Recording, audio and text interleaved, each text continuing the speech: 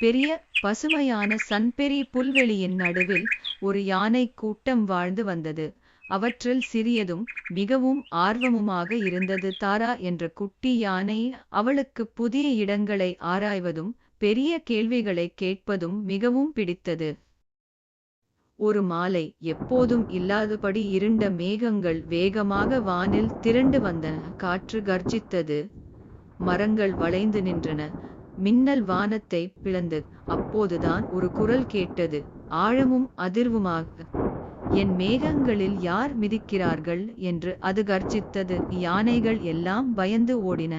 ஆனால் தாரா மட்டும் அசையவில்லை. அவளது பெரிய காதுகள் நடுங்கின.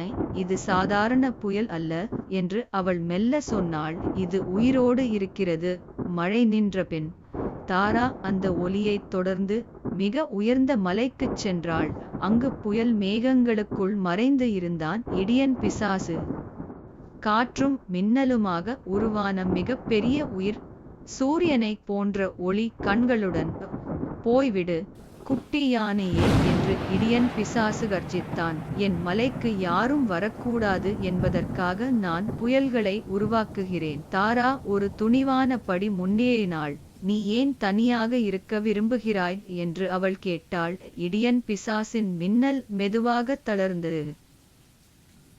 ஏனெனில் நான் மிகச் சத்தமாக இருக்கிறேன் என்று அவன் சொன்னான். நான் சிரிக்கும்போது இடியும், நான் அழும்போது நதிகள் பெருக்கெடுக்கும். எல்லாரும் என்னை பயப்படுகிறார்கள. தாரா சிறிது யோசித்தாள். அப்படியானால் என்றாள் அவள், சத்தத்தைக் கண்டு பயப்படாத ஒருவரை நீ கண்டிருக்கிறாயே. அவள் தன் தும்பிக்கையை உயர்த்தி அவள் முடிந்த அளவுக்கு பெரிய சத்தத்தில் கத்தினாள். அந்த ஒலி மலைகளில் எதிரொலித்தது.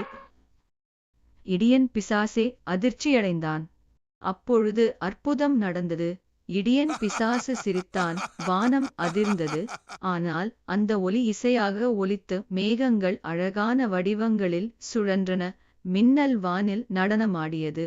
அந்த நாளிலிருந்து தாராவும் இடியன் பிசாசும் நண்பர்களாகினர். புயல் வந்தால் தாரா தன் தும்பிக்கையால் இடியத்துக்கு பதில் கொடுத்தாள்.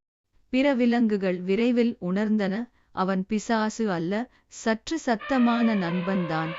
அதன் பிறகு ஒவ்வொரு மழை நாளிலும் அவர்கள் நினைத்தார்கள், புயலுடன் நட்பை கட்டிய துணிச்சலான யானையை